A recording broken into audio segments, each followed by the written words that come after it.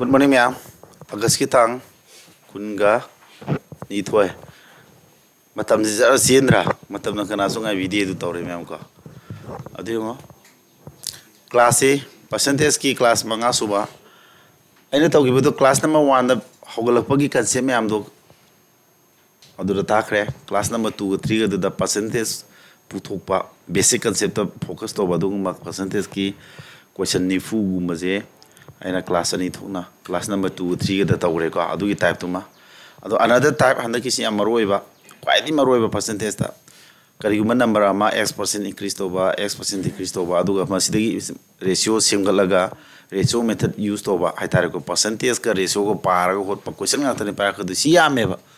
sidi base to hot pa ba question adu gi mati yam gra haitare ko ratio pusela ko hot pa ba se sidi heng ato pa se percentage ka ratio ni pulak pa si yam ne ba Aidi anijini takara kudi mabani para gane ati chapter profit loss, discount, simple interest, compound interest, and other chapters in the percentage for Europe. Angka zen ratio no to adu mana kola kaduni. In type C class number waya adu class number 4 gibini. Class number 4 the SSC di gumagi arrive question na kara mang thara na inagre theory tak loi gre. Ngasi su ngasi class number 5 tu su ngarang to gibo class number 4 dugi type ti sama naraga adu part number 2 iduni adu theory du takitang lusinba theory mati amaga makha samdarga du loirani aduga question nong nei na se ko adu hayeng nang anu type om to se adu theory se ma haige akoina nan tawgi bu kai no class number 5 se ko type ti nan kano du ni ko aina tori ba type se class number 4 da tawgi du ma nei kari type no khon holi sa number ama increase sign ko si symbol legi di atra decrease sign si symbol si number ama as 20% heli na traga x% haragi ko number ama hengat nanda toba or and amasung ratio method se ratio use to bune to this ratio method use to sin mane ratio ge 4 km ka do ratio method using isi na bane ba akona to this kare ko sigi class ma ka ta budune akore number ama 20% hengaladi ratio du kamai lakne hegi ngarang recap to hoina takhi badu recap to gi khidang nising moina number ama n ko bu number am lere ma se 20% hengale hare bu ko no class sang na video yeng na revise tong na rim na tro number ama 20% hengala di number du ke dore ba hana lebo original number du kya si 1/5 am no to si 1/5 ka mana bari na manga oba matam da hoji new raise kya ne ba si sura pani na tra manga da hengale abni na so mana si ratio saba itakre ko mamangda anira hengalam tar dike dotare humla hengala de kamai dotare si ideas leise yamaru ko si aduna anira humla hengal pudu yum tose arba me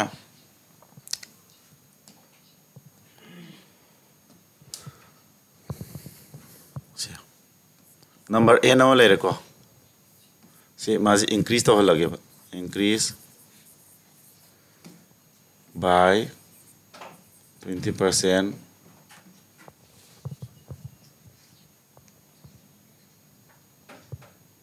and again by 20%.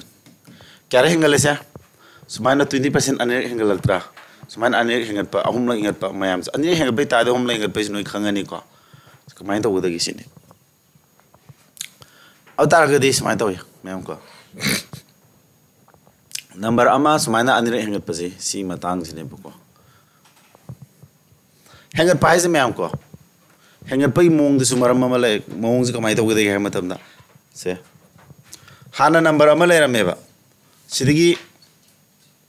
20% dum hengat pa sigi hengalaga tarai belu se sidigi am hengat kadam ne ko kanda akun bagi 20% hengale se number am le re number sidigi 20% hengalaga anoba ma form thorani sidigi am 20% hengal ba si bu kari kawe ba successively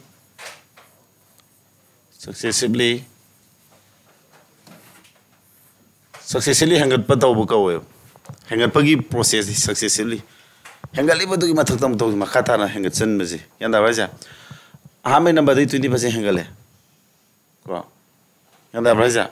amuk su sidigi 20% hengalaga si tarap ko bilu ni pun maduna teba last the final belu puthoisi sumai pun mana teba number हम लेरे number की 20% हेंगलग ओइरकम लेरे higher number अमुकसु 20% हेंगत पे बिलु अमगसुम लेनी अनि पुंजिन बदु नते क्या अदुगी खुयेन ग तु नते क्या सा फॉर एग्जांपल खेना बदु उठ के कोनो इद कांसेप्ट सेंगना 100 लेरे 100 से 20% हेंगल क्या नो 20% हेंगल दि साम 20 तारबा अद 100 से 30% हेंगल सेबा क्या तारा सामगा अनि पुला क्या तारा 250 ताबरा सिगी सुमाइन हेंगल पसे नतेबा कोनो से हायर फॉर एग्जांपल 100 को बना माम लेरेबा सिदगी 20% हेंगल नि को क्या तारा 150 तारबा सिदगी मखा ताना सुमाइन हेंगल पने होजि की लास्ट के 30% हेंगल से हाना लेना बस क्या साम को नत्रो हेंगल को वरप साम को नत्रो सिदगी ओइना मखा ताना तो सिबु कै को सक्सेसफुली इंक्रीज तो को क्या दा ब्राजा सिदगी के दोबा साम दा 30 हेंगल दी 130 बाय 100 न पुरी ने दाइना पुरी रो क्या तारा नि 1 क्या तारा 56 तारा अंडरस्टैंड तो ब्रा सुमाइन हेंगल पर सिबु ने अंडरस्टैंड तो इदना तौरी पोसे हेंगल पगी वे से हेंगल बा हेंगल पे मोंग सिने अदुना सक्सेसफुली इंक्रीज तो को वे हाबने सिमा खंजिलो बको अदु तारगदी अखोइना कइनो तौदिसे यंगसे अदुदी 20% से अनिरे हेंगल लेबने 20% आदि क्या नो 1 by 5 हेंगल पनी को हां मदसे तो वो याब वे से हां बगी सम ताकि को माना नंबर 2 हाना ले नंबर दो कोना 100 लौरो होजि की दुमाइना 100 लौरे 20% हेंगल Lebon नत्रो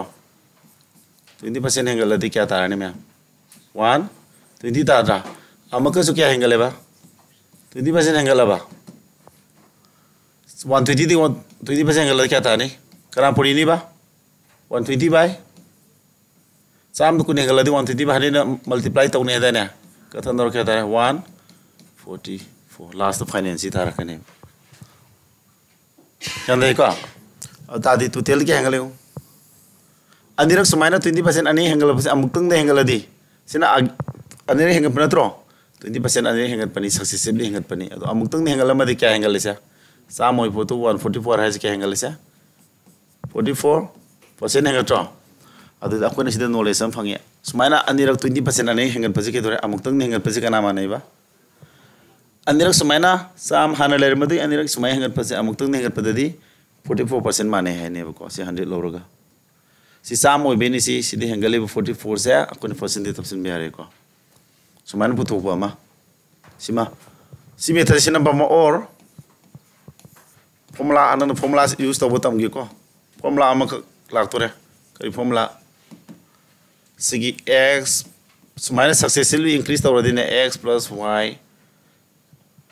plus xy by 100 si formula si amaro formula ne ko si palo si yare si kamai pan do no si pan mong tam si yang kamai pan ni yang khol lang pa male ko ji nung sa sang bagi ko sang jar sunu si dadi x sari kana sa do no y sa kana sa do no ta ki ko sa 20% increase to gida na x to 20% increase to ni plus 20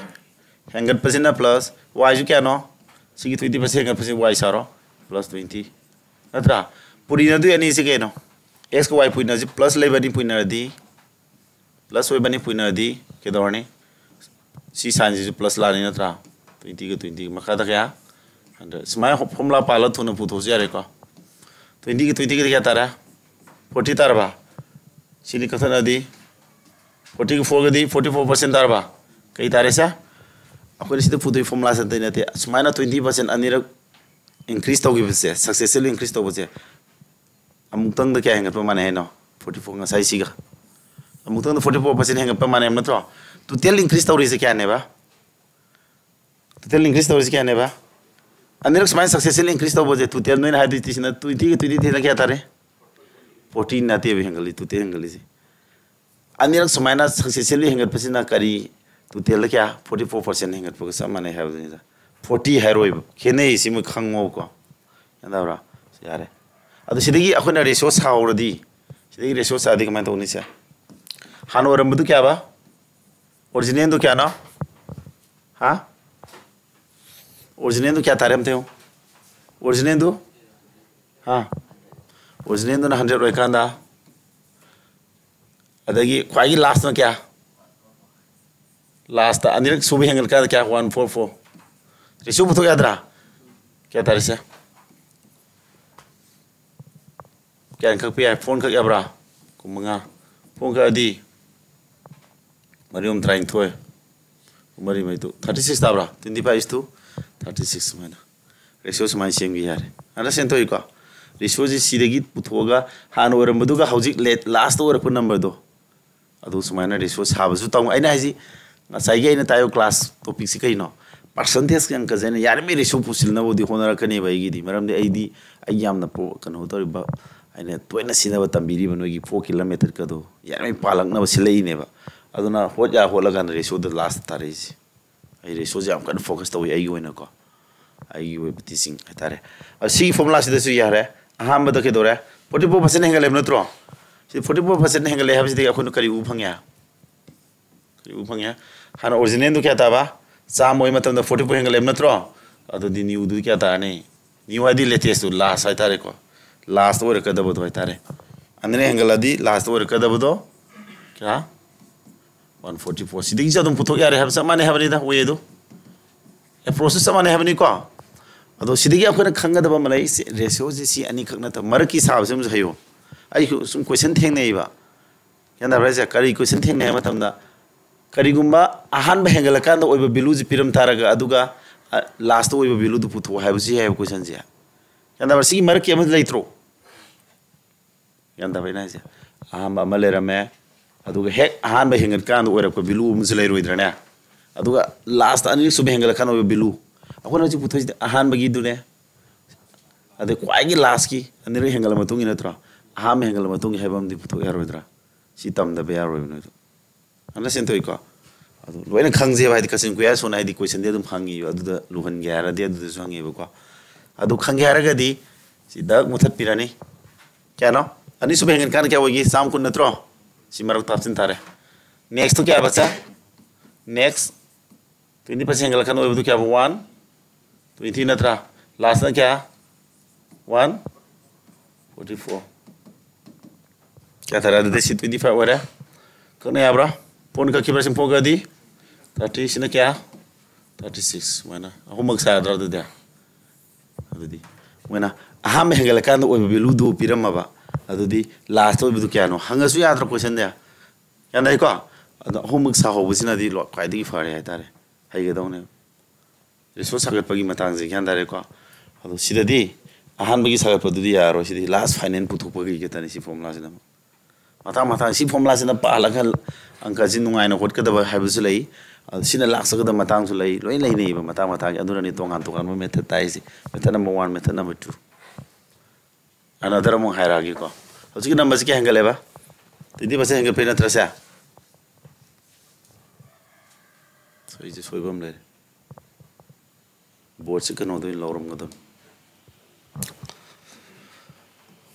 ammo last की करी अमुका another method अमगा तौगेबको हारि method सिना 20% अनि हेंग पर नत्र जिगदा 20% अमु हेंगले अमुक 20% हेंगले सी सिना another method ने को क्या पुरी ने से 1 बाय मंगाय मंग दम हेंगले नत्रो सी मंगाय मंग क्या अम हेंगल नत्रो अदु नंग न तौगे आबस केनो हाना की नंबर दु 1 नि लौरो छे हाना नंबर दु 1 नि लौरो अदुदी मंगाय मंग दम हेंगल क्या तानी कना पुरी नि यार को मथंग दिसी मंगाय मंग दम हेंगल कना पुरी नि बाय बाय मंगाय मंग दम हेंगल मंगाय मंग तरुक ने पुरी द्रो अदुदी सिदि क्या तारा मखाजी 25 मथंग क्या तादि सिदगी नंग न तौ लोबो याबस केनो सी मेथड से पालगसु याय ओरिजिनल दु क्या बा कुमंगा ओय कान मखागी से ओयगदबा कोन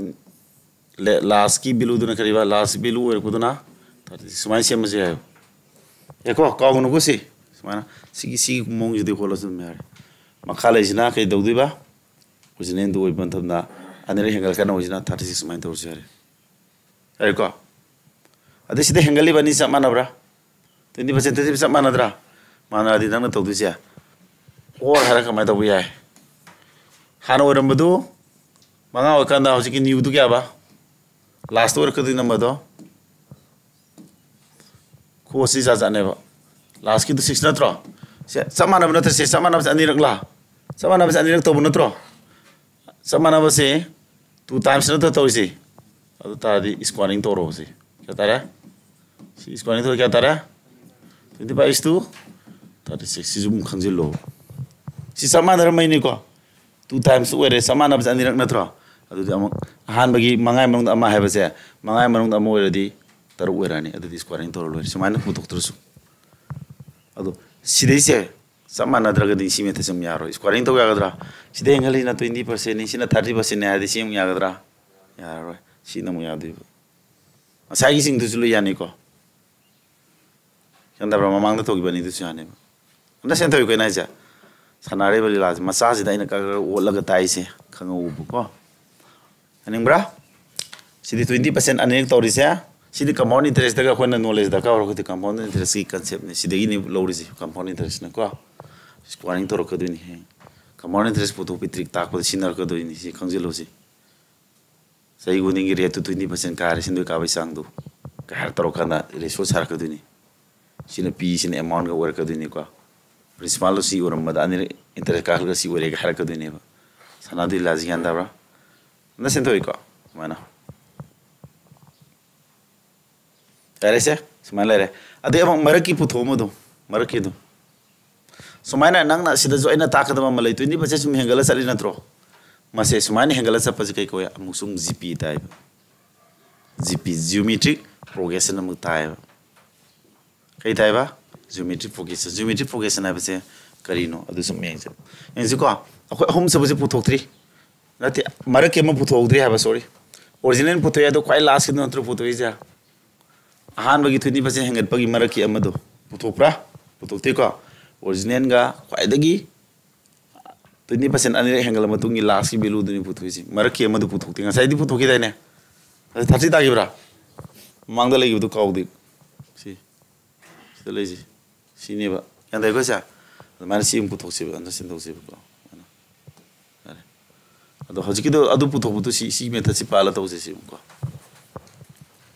adi concept sing na ba sum khara karang ka ji makha sa tara ke ba 20% nanti क्या बा 1/5 नत्रो अदरम सुमाई तोर जाय को ट्रिक सी जा जायम लेरी बा अदि 1 मंगा थुक अमने को सी 20% नतर हेंगले जा अदि क्या रे हेंगलेम थारो अने ngapra अदि हान बगी दो नंग ना सी 5 6 स्क्वायर लोक से लो क्या तारा दे 25 तारा ने अदि मथंग नेक्स्ट टू दी क्या हेंगली नो मंगाई मंगदा में हेंगलदी का नाम पुरी नी मंगाई मंगदा में हेंगलदी 6/5 नो हेंग पुरी दु नत्रो मंगा का दी मंगा क्या तारे तुमसा अदगी लास्ट की दमक 20% में हेंगलदी मंगाई मंगदा में हेंगलदी का नाम पुरी नी सा का नाम पुरी सतु नो से 20% हेंगत पाजी का नाम पुरी बा 6/5 नो पुरी री नत्रो से तारे लाइन अब तो सी 25 लोग रहे सीधे तादु से क्या था नहीं बा 30 कमाई तो रही नो से कनाम पुरी भी नो 6/5 के दो भी 6/5 पुरी नो मंगाई मनुंग महंगली है बनी ना मंगाई मनुंग महंगला दी मंगाई मनुंग 6 न Puri ngarang class 2 makani ko tau ta kata nya 60 ade mu 60 dige mu ke dora mangai mung da menggala dige nam puri ni 6/5 puri mangai puri di mangai taru 36 tare semana atau mata adu ratio dus mai saja dra ahan bagi kari lawi ha masai ahan isi 5 6 ko lawi andene hanga puri hom lo ma kya lawni cube lo ga tor thuna ba ande ko adu di number ji kari tare si number pattern je sida sali number pattern ji kari tare GP थाए कहीं ना 25 तक 30 लाख 30 से 36 लाख से same number ना पूरी रगा सुम increase तो बने बा सुम नंबर पैटर्न जो कहीं कोई ज्योमेट्री नंबर सीरीज है तारे नंबर की सी मतलब मनाव ना सब सुम नंबर का मुझे ज्योमेट्रिक प्रोग्रेशन मुक्ता आने बा क्या दबरा मकोई से मक GP ज्योमेट्री प्रोग्रेशन है ने स्वाइज खरा मुन्ना खंगो कंपाउंड इंटरेस्ट अदवाई दो याम तीन नहीं रखा दो इन्हें को geometric progression ताई है बस अरे को अदो मैं हम सीधा का साइकिल ने 2 times साइज हम लोग वाले क्यूब पे ताऊ देने को सी करी दे दिया देबा सी 20% से माना रिंग में यानी माना दर दी स्क्वायर ताऊ रिगे सी यार वो है बदुम से खंगू को adu kana ri si method sinam phadu hare ko sa method me amji kaisu lei taba ji topic masa ji method marong long tai ji noi gyan tar hadi ngorong ngani amuk tang pusilak photo aduna ne yumna video jenga ga handana mu revise tau sana ga dawni ko swaji makong singan ge hare ga di tawri processing to amka su revise tau se to bi ge bu koi punam hanje geometry progression jam to wari lige geometry progression ai karma number ne ba number kambu amani matham manaw naina sat padu ma list of number ni higher number je ke dawdi ba maje multiplying factor si multiplying factor ko puri ri sat same number na multiply taro increase to number kambu ne pudam na har bada 1 lere 1 dagi 2 law 2 dagi 4 law 4 dagi 8 law 8 60 law kana puri chale sa 2 no puri sat prasmana same number na adu di makoi kai koi ba geometric progression kaure si concept se khangmana maram moira geometric progression ki property em leba geometric progression jam continued proportion haiba ga manai ba continued proportion haiba di geometric progression moira di na continued proportion ka oine kanti ai proportion ratio ki class da ta khrabni ko ratio ki mathang da proportion haiba chapter ma topic oine khaido ko tongana ratio de gi khaido to gi bne adu da yaugramni continued proportion haidi keno geometric progression with the continued proportion way neba geometric progression where the continued proportion way ni high big at the ahan mani ki ratio je wang tu ratio kya tara wang tu ratio jiga 2 4 ratio jiga mana satre 2 4 ratio 1:2 da do kana dia 4 8 ke ratio kya ta ge kathana di 1:2 da dro so mana ratio mana sakane thangna ba se mana ratio mana sat pasi ke ko ba continued proportion mu kawe ba na sen to bra yung sigi jo tarong ani 25 ka 30 ke ratio jiga sini ratio manam ngani kotha na si manga 5 is to kya ta ne 6 sini ratio taw manga ka di manga taru ote taru na ko sina 6 na ka di taru manga taru adum samana lai ratio ja sidai sa angka mu ho jai sidai jo angka me am si concept sinara ga heng firama bilu sanaga ratio concept pala mu ho jai aduna ni mayam ai no am ku jana haige ate na percentage select ta hron in ratio de hoye haje am tin magul le ka duini ko suma ka duini ai hene je bi je no ya dum heng lasting the kana he do har ka duini si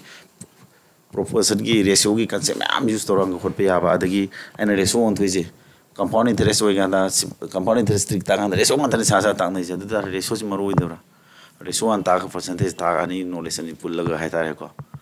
ratio ga percentage ke ani concept si pull laga ne pun ma matang ne ngasi ina tawriba ngarang class number 4 the ging si 5 tawri se percentage concept si the ratio pusil laga ratio sa ga ma bani nei pull laga lila sa kan tawri ne ta khare ne bang ka ji ko ma bani pun bagi swai ji amar we ai pull li thoina ai type maming gari hai type number 3 har ga ai chapter gi heading na thai ke no a number increased by x% or decreased by x% natrega and ratio method using as ratio method sin ba tam avan swai de ko resource adam sajlai jen last ai ko thana mani si smaina ratio mana sala yare ko adu di myam si bong ne thaning se adu sigi uses myam la kana so khanga khini ba theory ne sidi ko theory have se practical yaudra ga gyan ta da basu lai ni ko question myam ne na kana aina ase ta ki bodo har ga matang mata pujinga da gyan pop su tara khini ko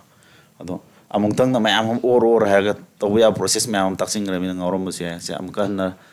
revise to bigi se aina to ri se kai doiba number ama 20% anir hengale sumani hengal paji kari ko baina have se successively hengal pa kawi have ne hengal pa mong du way of hengal pa do hana le madu dagi hengal lei badu dagi ama hengal ka dawne hana idu dum hengal pa du na te ba makata ne hengal lei badu dagi sum hengal chin baji bu successively increase to ba kawi haire natra sam dagi 20% hengal adi kanan puri ni hai sam 20 by 100 puri di si dum tar ni si di ya utre ko si demu 20% hengal adi kanan puri ni sam kun latra leisa si 120 leisi dagi dora 120 by 100 puri si tare natra awta de akoida ratio mu sim do gutame haire basi process e aina mo ratio dum sa ba tam mo sini ratio dum kabana hanu ore number duna se sam oi kana next 20% hengala kana oi duna 120 matang yam 20% hengala kana last oi gada duna 144 adu ratio sangan samai tane habane ratio sabung tam bai wane ba kana understand to bra ma khoi ji kari oi ni sum ja samana na successively 20% hengal pajike dora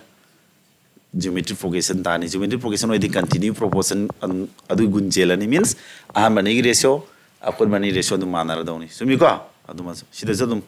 sai samana po ngatani ko 20% hengat pagi dani ko amana 20% hengali amana 30% hengali adu tade mu geometric progression tararo yana raja gp adi kai hagi samana ba hengat padu sab samana bana puri raga sat padu gp habani sida di 20% oi bagi ta bai wane ba amongna 20% hengali amongna 30% hengali akan gp taroi rai ko sida di tani khangwa badu musu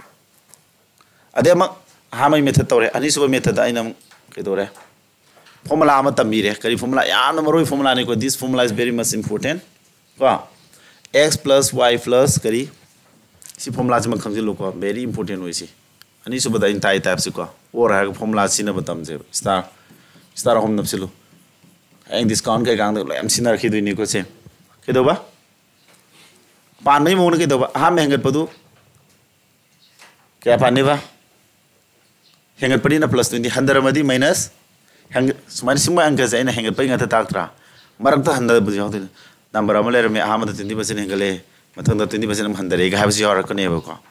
100 ga da minus san sinani formula se question apply tong anda budhen gyan tar ka ne ba question adi mong ge dong ne ba increase tor gana plus ani me increase to bina to plus lai ja ado ka si formula je plus ara x y by 100 ere ko se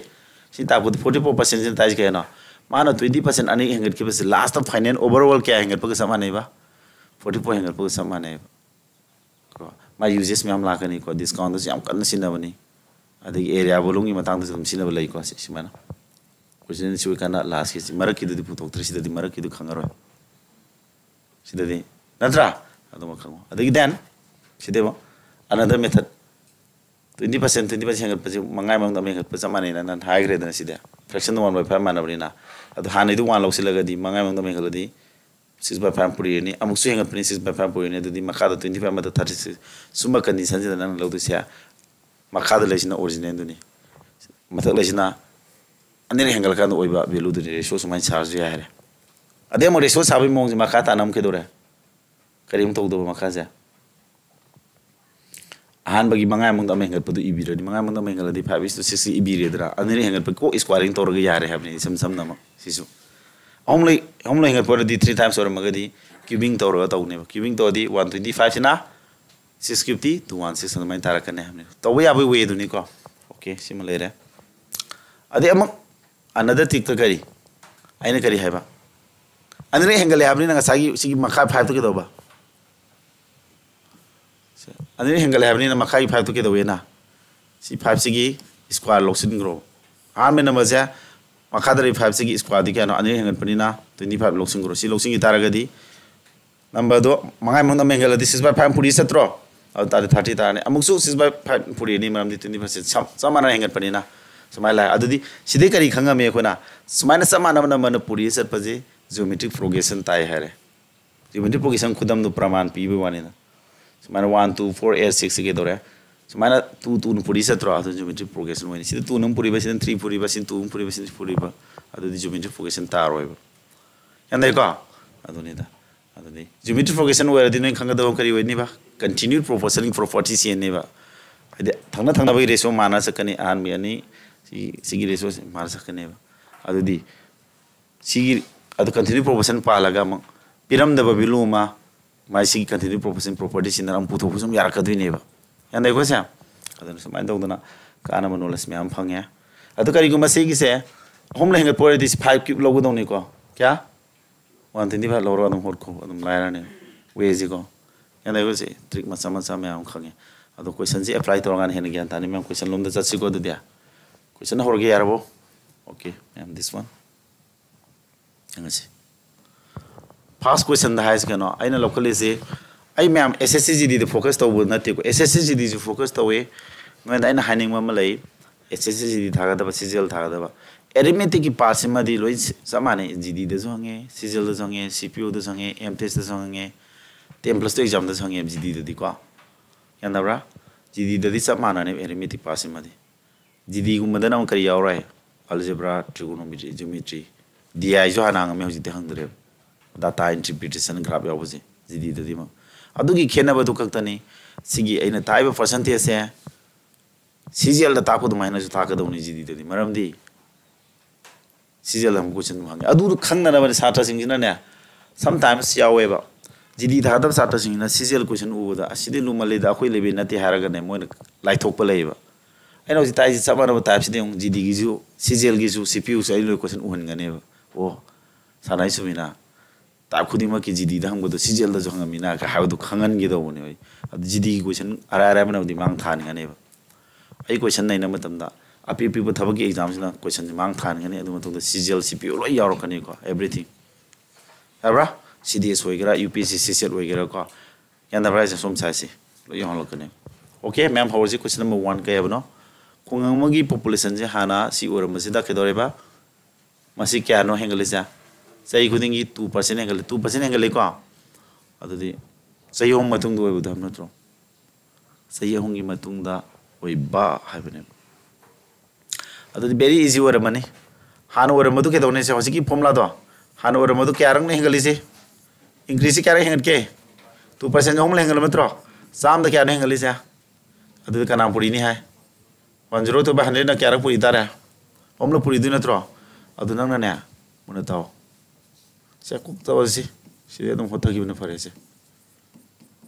होमलो Puri नि को होमलो हेंगल पगी नत्रो मान पुरी सलोइद्रा नत्रा अने हेंगल अने पुरी ताने सिमिको अदु तादि दोरे मसाइना ताकिबदु number अमा लेरे नंबर 20% अने हेंगल हारसे सी हेंगल अगेन नम 20% हेंगल दि तवसे सॉरी नंबर अमा 20% अमुक हेंगल के दोतारे हाना लेब नंबर दु केरानो मंगाय मनों केनो से सामन कुन हेंगल दि 120 बाहने पुइदु नत्रो अदु क्यारा पुइन तारे सिदम पुरी तारा फोन अमुक सिजम पुरी दुइने यानदाब्रा साइन ताकि कांसेप्ट नि पा यौरे इजी यारे को सी सुमाय होता अदु दि क्या तारे से सिनि सिंगो अदु से क्या तारे कथना दिसि यांखै मथोय ताब्रा यांखै मथोय ताब्रा यांखै मथोय ताब्रा 50 ताब्रा 50 ताब्रा 50 ताब्रा ai noi mathang si sana kaino ma hayo si compound interest si compound interest ai simai tor khane ba samana hom la hengala cubing ta ro compound interest the cube tapok power aduna time hengali ba time do hom lak natro aduna power tapok din adum power hai du sinati hom la puina do lai bi ne si concept ne compound interest si ne si myang ko nu ko ai no ji type si gi topic so ai ji khang pazan khangi mi compound interest la ra ka dini ko adu dis kang ro si ya dum si chamana mane 5 cube 125 0 cube 0 hom ni si tarane adu matak kya na मोयम पुइने phone दादु नत्रो वाना लोइ लोइब्रा वाना लोइदि अनसा दो पुरिना दो वान लोर माने पुरिना बे दका वदि सिदा पुरिना रि मिदो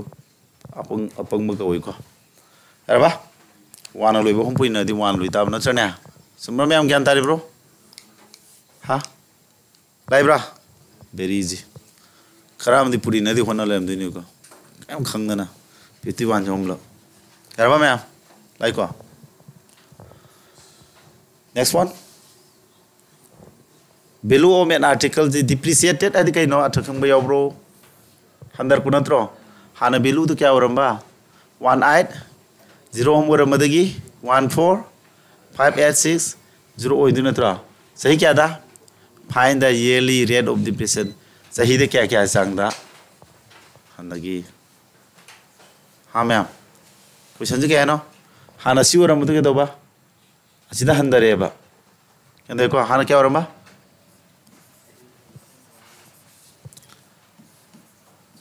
Siwe natro hana siwra mado hojik siwe reba kyarang handarija handarija samana bra samana bilu da handadin percentage hana ro bisigi ama handare handari da ama handabane anera tun handabane successfully decrease tawbani sina asai ena ngasai tawduna successfully increase tawbana tra anera decrease tawre kyarang no anera aduna logic se trick se sigi short squaring tawne ba anera natro twice oibani na square root tawni ma'am कारो नुको मरम दु दे तो उनता के अदुदी square तोरजी ma'am 0 नि ककने आब्रा अम कतो माने 0 म ककना रो 2 नम ककतलदी 9 ताब्रा 2 का दी 729 ताब्रा अदु सिदि क्या तारे स्क्वायर रूट तोदी सि 30 स्क्वायर नत्रो 30 ताने सिने क्या रो 27 नत्रो समय तारे लास्ट 30 सिदि क्या माने 3 का दी 10 सिंगादी हाना तारा वरम दो जी 9 हाइज क्या हंदरे तारा मनुंगदा अमा हंदरे सा मनुंगदी परसेंटेज क्या तारा 10 क्या तारे बा परसेंट लाइब्रो में हमसे लाई दी लाई हर मनी नो अंक जीरा लाई हर ने बा बट कमायना स्क्वायरिंग तो रही नो स्क्वायरिंग तो रही से करेगी नो मैं इस वाइज कितना लखत पा कारण हाँ सिला सिनारा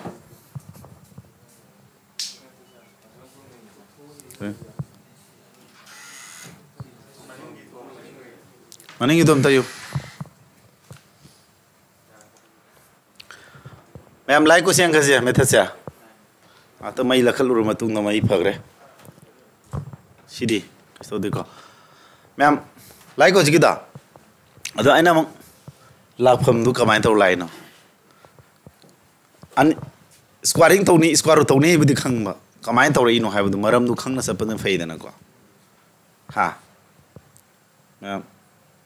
मरम दु ताक्सि को खरा मदि ट्रिक तु खत ता तो पुसयावे को साथ तो मरम दु ताकपी बदुना दि हेना हाइदुइबा ऐसी ट्रिक नहीं बनी गया था साथ में वाव हाइदु ने अनौ ट्रिक फंगेना मरम दु को ताकपी रगदी साथ ददी याम थिना फराने नोइ याम थिना हेनेंगे यो खंददी को ट्रिक तो था मित्रंग द सुम मसलन मन तब मरम दु व्हाई हाउ इट कम्स साइदो असागी के दो नंबर से सुमाइना सबना हंदब से करी वनि जीपी ताने हेब्रेना हा जीपी ताने हेब्रा हेदब हम तो खलुने हाय हाय दे ए हाय को सिंग असे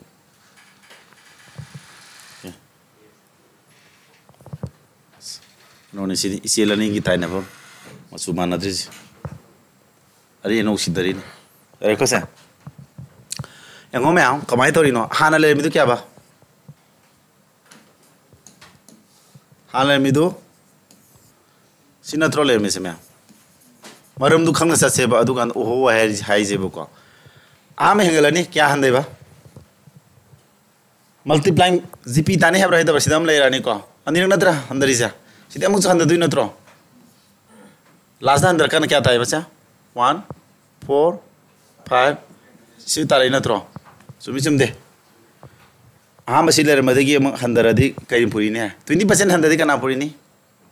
20% हंदरदी 80 बाय 100 ना हाइबदी 4 बाय 5 ना पुरी दुइने बा सुमि को सुमाइना पुरी रगा सेम ना मन पुरी रगा सरखि दुइ हंदरसु सेम ना मन पुरी हंद दुइने फॉर एग्जांपल जीपी है दिसिनी से जीपी द सिगुमने में कनाना पुरी हंदगी सुम हानो नथि तु नथि का दिनो हानो 1 बाय 2 पुरी हंदगी द्रो सिजु जीपी ताइ को सागी सिजु जीपी ताब्रे सिनम के दोबा तु न पुरी सतपा नत्रा सिना हानो पुरी रगा हंदगी बा सि समान सिजु जीपी ने अदमाना हंदरी सिजु जीपी ने बता दि कइनो सेम जीपी वर्दी सिगी मल्टीप्लाई फैक्टर जि मानने हेदाइने हाइद्रो सिदा हंदरी दु कनानो खंब्रो को पिरम दरमिना 100% दु पिरम ब्रने पिरम ब्रो पी दमिना खंद्रे अद हंदरी दु गातंग खंद्रमिना पुरी दुइ दु सिदा पुरी दुइ दु कनानो खंदम x ने खलो सिजु x ने पुरी सि ता दुइने अदु क्या रो सिदगी सिताबा से सिदगी अदुदी सिदगी सिताबा से क्या पुरी तागे अदुदे x सिदगी x पुरी रे सिदगी x तोरे x ने क्या पुरी गया अनि पुरी तागे नत्रो अदुदी होई क्वेश्चन साजे 180 होम जे x अनि पुरी दी x स्क्वायर नत्रा अदु कान क्या ताबा 14580 तारबा सितारे से अदुदी के दोरे से x स्क्वायर पुथो अदुदी क्या नो 14580 तारबा सोमजी थांगो 1 क्या सी स्क्वायर x स्क्वायर मान गया है के दोनी स्क्वायर रूट लौरोइद्रो सोमदसु लौरोइद्रो सोमदि स्क्वायर लौरदी क्या तारबा कंथनगा 729 बाय से 900 तो तादुइ नत्रो अदुदी क्या रा स्क्वायर लौरदी क्या तारा 27 बाय क्या 30 अमुक कंथनगा क्या तारबा 9 बाय 10 सुमाइना मखा लेबसि के दोइ है ना हाना की ओरिजिनल नो सी ओइकांदा लास्ट की तो क्या ने हर ना नहीं नत्रो सी क्या हंदगी सी हाँ क्या बा क्या ना हंदगी सी अथांग सिदा दे अखोना x तो अदुना ते लौरसी अदुना ते x नत्रो से अखोन लौरसी चुम्ब्रो एक्स क्या तारगे हजिकी रेसो पुछल यादे लाले हजिकी तसें है लाले कोई सोरीनी अखोई पुथु एक्स नत्रो एक्स के क्या तारे से एक्स 9 बाय 10 है करम खान तवे 10% हंदरदी के 10% हंदरदी क्या तारे 1 बाय 10 मानद्रो तरा मनुंग हंदरदी कना पुरीनी है 9 बाय 10 पुरीनी है अदुने बसे क्या तारने बा 10% तारने अखोना सिदगी पुथो क्या रगना ओ तरा मनुंग हंदब नत्रो से क्या नो हंदे तरा मनुंग तादी परसेंटेज पुथो क्या दी के दो तारे से तरा मनुंग हंदरे सा मनुंग दी क्या तारनी 10% हम क्या तारी ब्रो एक्स क्या तारे अदुदे एक्स क्या नो एक्स बिलु बुदी 9 बाय 10 को एक्स दी क्या नो 9 बाय 10 एक्स खंगदी के दौरे अखोना सिदे एक्स क्या बा तारी से एक्स 9 बाय सी तारी 9 बाय 10 ने एक्स नते 10% दी अंदर को मखोंग सिंग चसेबा लाना हाइगनो को 9 बाय क्या 10 एक्स बिलु जी पूरी रिबा मल्टीप्लाइंग फैक्टर दुकाना ने बा 9 बाय 10 9 बाय 10 करम गाना कोई पूरी 10% में गाना नत्रो 9 बाय 10 पूरी जा 10% दी 1 बाय 10 तारा मंगदा महंदर दी कना पूरी है कोना तारा मंगदा महंदर दी तारा मंगदा अपन पूरी है द्रो अदु 10% दी लाखी बने बा अन्ना सेन तो ब्रो तोरे को अदु दी एक्स दी 9 बाय 10 ने एक्स खंबदी अमा अखोना परसेंटेज खंब याबो वाने सी 10% जिना टी एक्स दी को कनाना करिनो फन खंगो मसाय ना रेसो मसा हान बाइदु 10 अकुल में 9 है दुस लाले को अते को सी पुथु एक्स नत्र से एक्स है तराय मनुंग मपन हाइदी 10 मनुंग मपन पूरी भाजी के नो 10 बस रेसो दो परसेंटेज तो क्या दोबा रेट हंदबगी परसेंट तो क्या बा 10% ओइबदुना तराय मनुंग मोइबनी तराय मनुंग महंदरनी 9 बाय 10 पूरी देना अदुनी राइस मैं क्या को दे स्क्वायर रूट तो गिबी मथांग दो थोरे अनिरक तो पूरी गिबनीना सिद पूरी रिबस अनिरक पूरी बने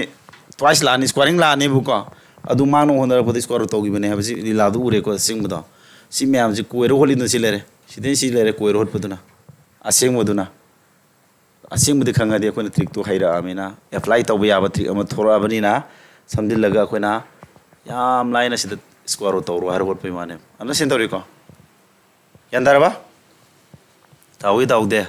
युमदा वीडियो भी ngoro अदुगा ताब्रा तादबो खरो हाँ याद्रो नेक्स्ट तौरगे क्वेश्चन मिनट क्या होगा 42 हंजिन हंजिन अनेक रिपीट तौर तापदा हाँ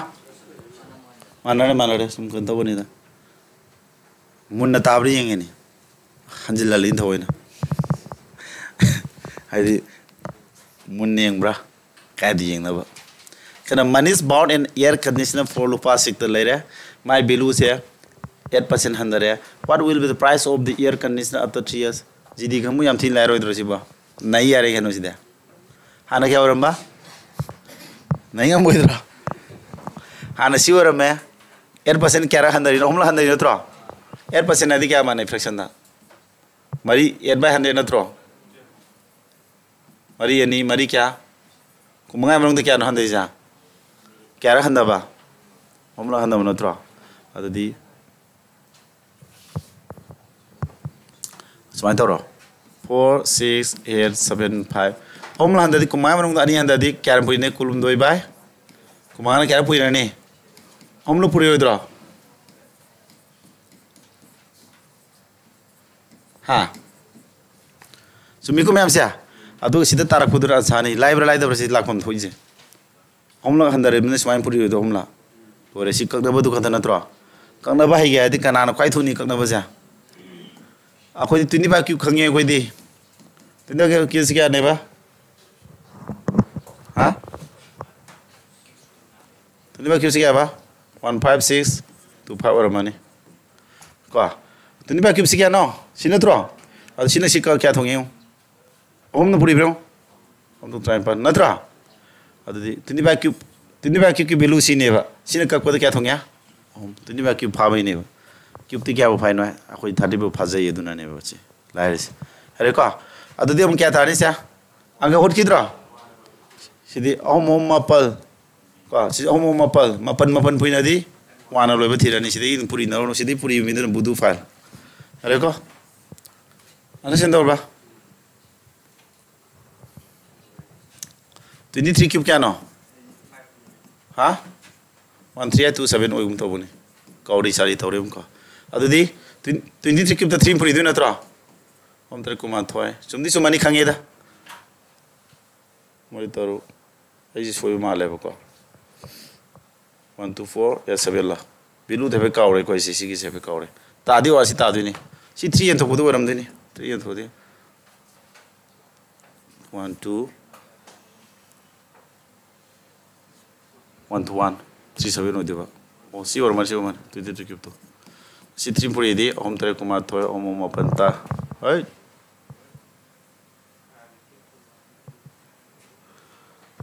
23 cube ne ba se 23 cube to 3 puri di 23 cube bilo sai ka ore adon sum ni sina wona rakpani ko puto se 23 cube se angka di luere ko kai nom ko sum sana bai wane mind da kai nom ka ore fo ni singan ki to 5 to 9 da 23 puri di मतलब मांग दो रे हाँ 1 to 1 6 7 दाबरा एक और याद सुमायन दे पे लोई बने बको साबे न लोई बको पदो कुइरे निसिंग दर दे दुम काव अखोय जु का ओ जाव म्यूजिक काव है दु प्रूफ नहीं उले से यारे को सा लाइक फादर दी काव दाव रे नो मैम फाजि लगा आई सोला फिटी बो फारम में एकदम काव रे फनेम काव रे तसेना हजु भोंभोंग सा लेते हाना फारम मी दु यारोय को phong sa lai tu ka wei ba hana phara sai hana hero ku mi gi ya roi hai ko am paisa param ni ga du ya pote aba mem si gan dar ko sidi puri naru no wana lo beta ne ha bu mandi khange ko sum aina makao gi bu do sum ni sing ko wani ni gan da bra tu di pa ko madi ka lai ni sing le mi si ko aba othang number se ke do ba 25% am handare among nam ke hangat pa 25% pa the net percentage increase si question je khangna na ba ai praman ma sam pige net percentage increase question gyan darabo ta da jorom de ni apun ma kya increase to ge hamne 25% am hengale among na 25% am handare ratra the net percentage increase or decrease apun ma da kya hengale na ta kya handa ge habdu puthu habne ba ai nga sa ma samai to ge bero 20% increase to re ba han ma da amuk 20% increase to re net increase net percentage increase क्या था ने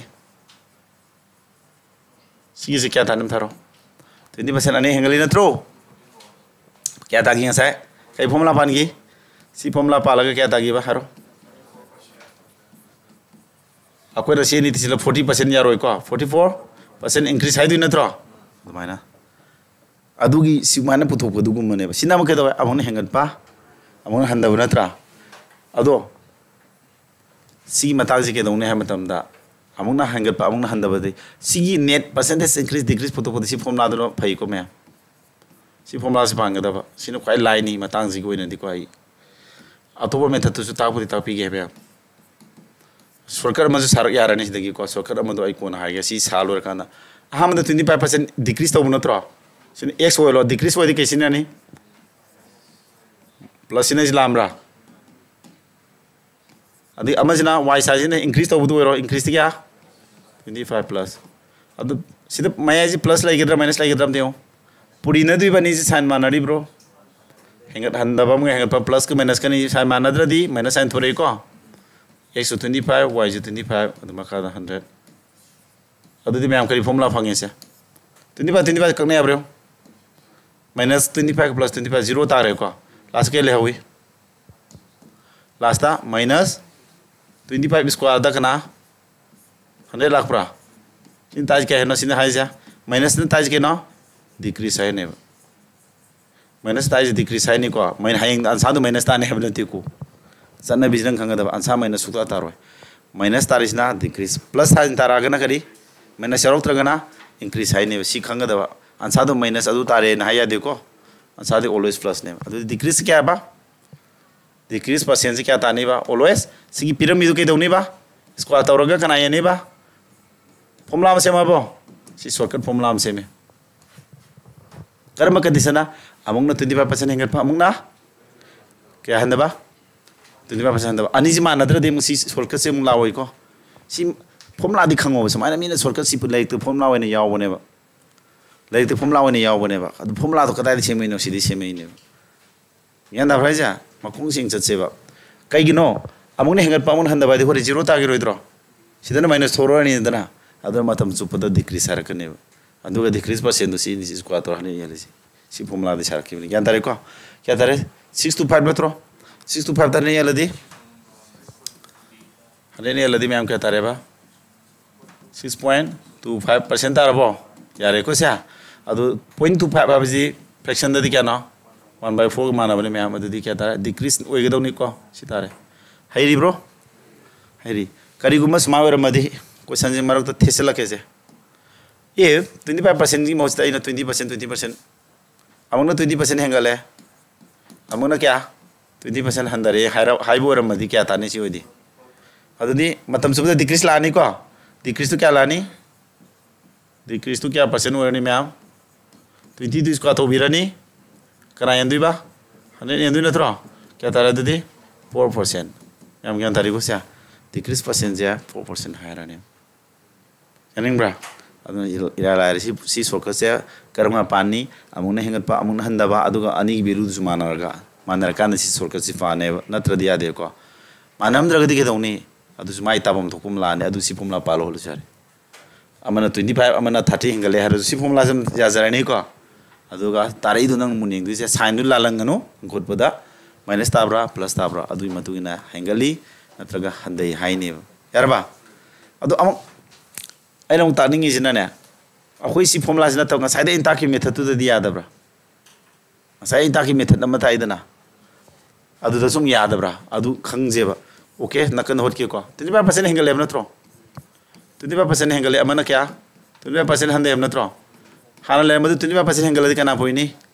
25% kana mana ge 1/4 natro mari manung da ma hengale di mari manung kana poini mangana sida mari manung da ke doba ama handaradi mari 3/4 puri wedro makhas kya tara 16 mathana kya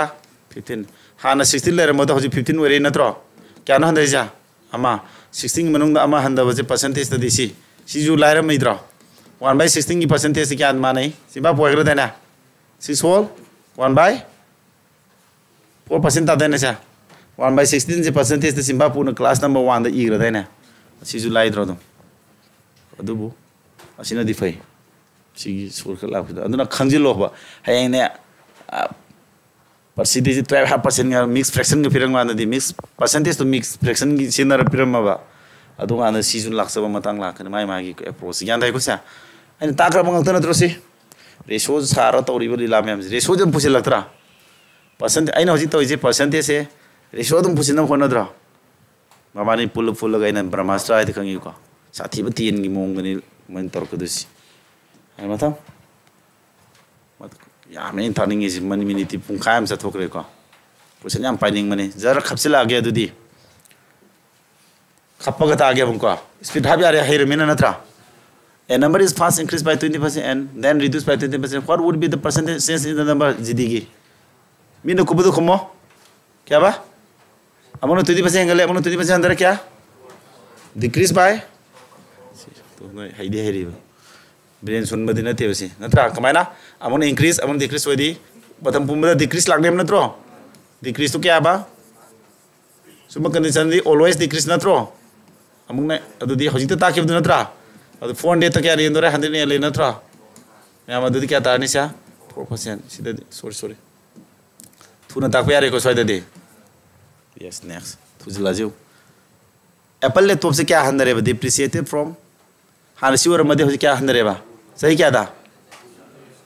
सही आइना square root होगी मम याओगी ब्रा हना ना क्या root होंगी खंगी खंगी को करी की नो क्यों रूट होती है हम लोग सुम हंदर बना त्रो असाना नहीं हंदर बिना त्रो स्क्वायर अदुना हो जिना क्यों रूट होनी को कना हना नहीं मिलती चिन्ह त्रो क्यों रूट हो जो होत्रों मन उरे ने से हम तीन नो आए बिलुंग अदे पिछला में मोइना हाँ सिना 11 क्यों न त्रो अदुन 11 तारानी सिना क्या क्यों ना 7 क्या 7 क्यों न त्रो 9 क्यों ने 9 तारानी को अदु 11 में उंदा 900 क्या ना हंदे जा तू न त्रा 11 में उंदा 200 ता दिसी परसेंटेज क्या तारानी सिदी इरा ला रे सिजु याम हाइब मीना दी बाल खोट खरानी याम हाइब मीना दी एना ले रनी को याम हाइब मींस मतन तन बसाटर कर्म सात्रा 1/11 से परसेंटेज क्या ताए हैगी सी परसेंटेज तो क्या ताए हैगी ना 9.09% ताए ना हाइड्रो 1/11 सी ताता गदी 2/11 दी 2 पुरी तारोइद्रो सी बिलु जा 1/11 बिलु सी होता दी 2/11 दी सी 2 पुरी क्या तारा अनि पंट्राइम पान सिमला होइद्रो अनि सी फाबा तन मकमु दे दम खर तब तारे दना करबा आई फाव हाइगी क्लास नंबर 1 लो फाव हाइगी यू सक्सेसिव इंक्रीमेंट क्या 30% अने हेंगत फसे what percentage more than 2 successive decrement of this angkajiu 30% अने हेंगत पगी 30% अने हेंगत लदि कई फॉर्मूला फालाने 30% अने हेंगत पा हबने बको अदु कई फॉर्मूला पाने हरो x plus y 30 plus 30 plus क्या समाला होइद्रो कोलम थानिङै मरम लेते दाइदि मिनु कुपुदु रोद्रो 69 तागदि उरुंगा मोइद्रो 30% अने हंदबैदुदि अदुसु मिनु कुपुरो हाइदबिदा तौदबिदा हरो मान काउसे तो गमरेंगे हरो क्या ताने हरे 60 दे 9 खादोख्रनि 51 तारोइद्रो सुमद्रो हंदबरि माइनस माइनस लावइद्रो स्या सिना प्लस लावइद्रो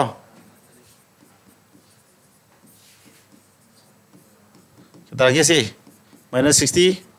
सिना प्लस 9 नत्रो क्या तारदे माइनस 51 नत्रो हंदबनी ना माइनस इरुन हंदे तासबे वानी लोरे को लोरे आइना दि सी तौलेस नो बिनु को माइन काउसन तौ इरा लाइबने बसी नत्रो 60 दे सी खदोनी 60 दे 90 सिलानी नत्रा क्या हंगली सिदे क्या हेनगे हमने मांगे जे क्या हेनगे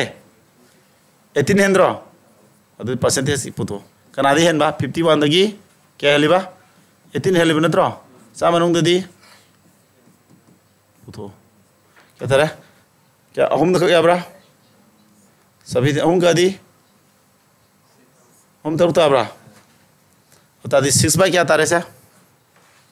6/17 की परसेंटेज नत्रो अदु मैम आयो आगे 1/17 परसेंटेज क्या नो 1/17 परसेंटेज क्या नो सी फामी ने दिलाई दुइबा मा पॉइंट फिरम दा 5.88 दे सी नत्रो अतादी 6/17 ना 6 ने पुरी रोइद्रा तौडी पानी फुइपान यंखनि थोय तमा कुंत्रा 35.28 35.280 एप्रोक्सीमेशन लौरसी कोलम थारोय बसी से कनागुम खरा साबोय मिनदी कोलम थादन लोय यादिने सी सिगे से कायम होतबिदा मेंटली सी ककदम बजी माइंड दक दक सी मसिंग काम चावि सिबो मेंटली पुंगमनि खोय आई तहोदबय वाने को ट्राई तौदबय वाने ngam bayaba pone aina हाइज प्रैक्टिकली अरे कोसे लाखिद में गन दौरबो थुजिन रइन ताइसा थु देखो अदम हेरदबो नचा सिदी the price of article is increase by सीजल गी लाए को सीजल आदि की होर मनी नमा हौद्रा the price of an article is increase by the new price was decrease by अमन 8% अमन के दोबा हंदबा now the latest price is केबा लास्ट वर्ड फुद क्या ना what was the original price of the article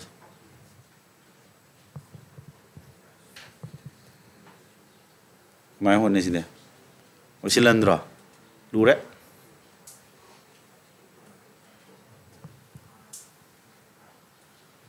logic अमा साना जे को सिदे हमदा 8% गले अमंग नके दोबा लेटेस्ट वन ओइरगदी हामेदि क्या नो हम नत्रो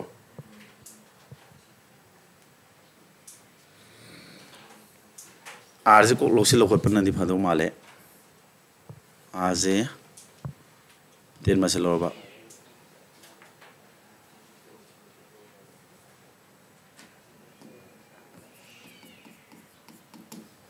क्लास तो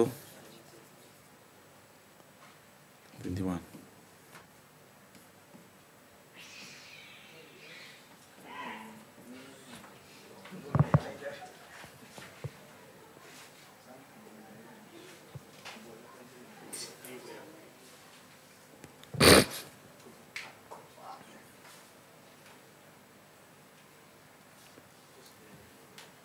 Semua tahu saya. क्लोजिंग सानागे दौने को आहान बदो सामो लोदी अकुल बदी 121 लाने सिगन मान 1 ने हबसिन ता खुदी 1 बाय गांग पुरीबा पुरतु ने 100 बाय 121 रेट ना टेंशन ना बता सीता ऑप्शन चेक तौर से रेट ना टेंशन ना बता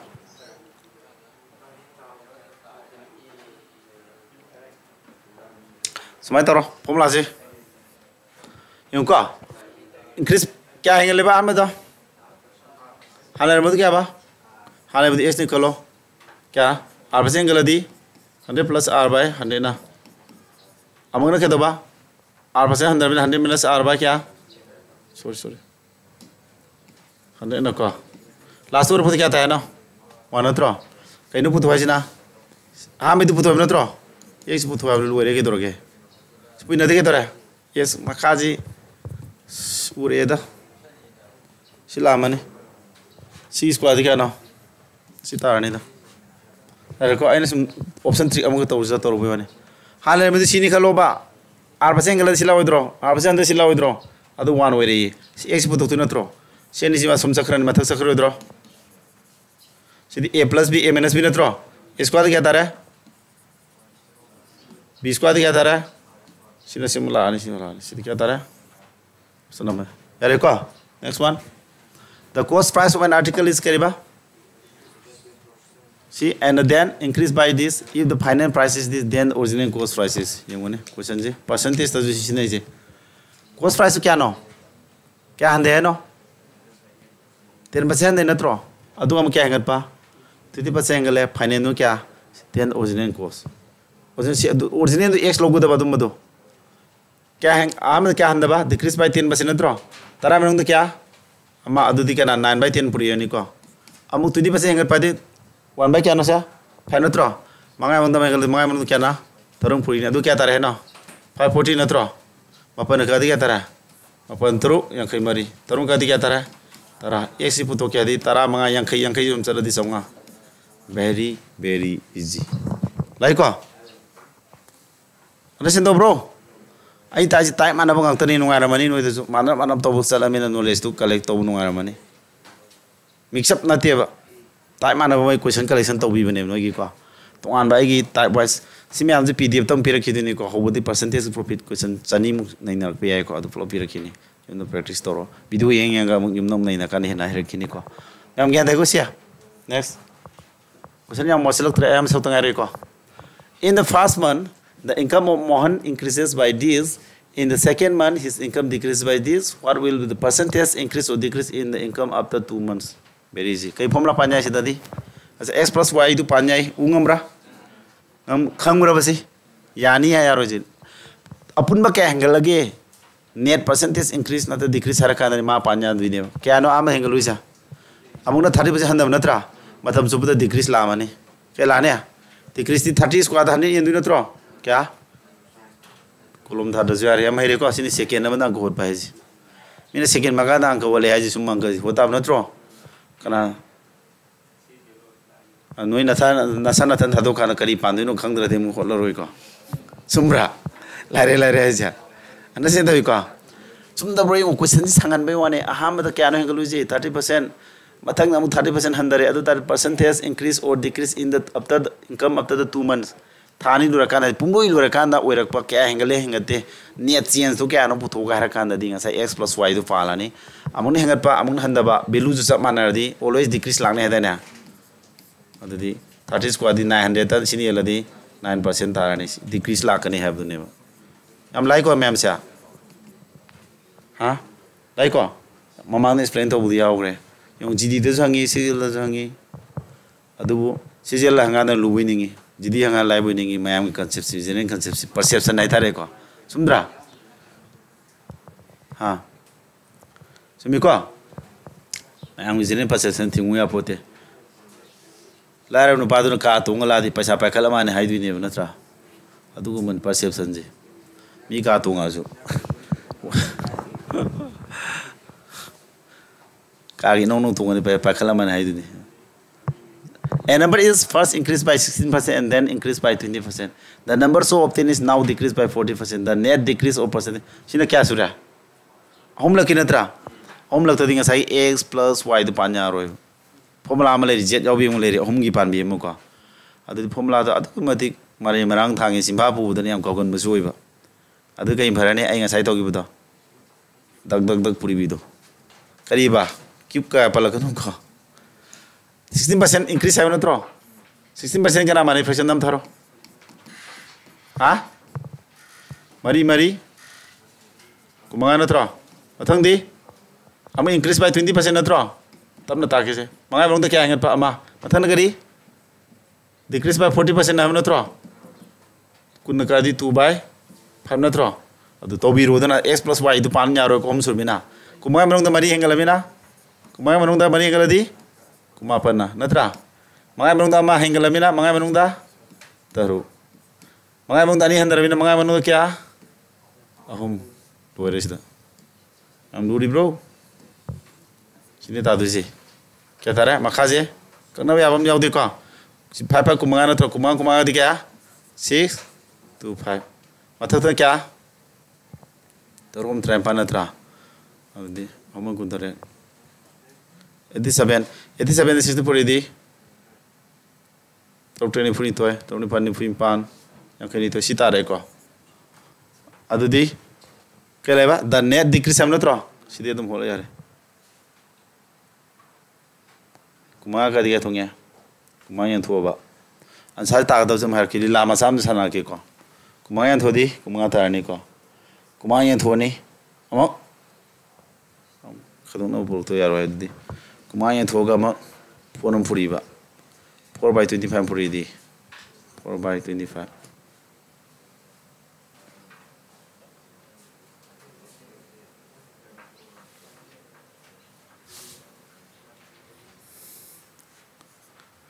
tato ni ko thain toy tato ko thain toy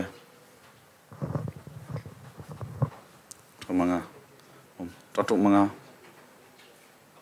marifu ndoy chini tar khte ji sam de ka do kya tar hai 60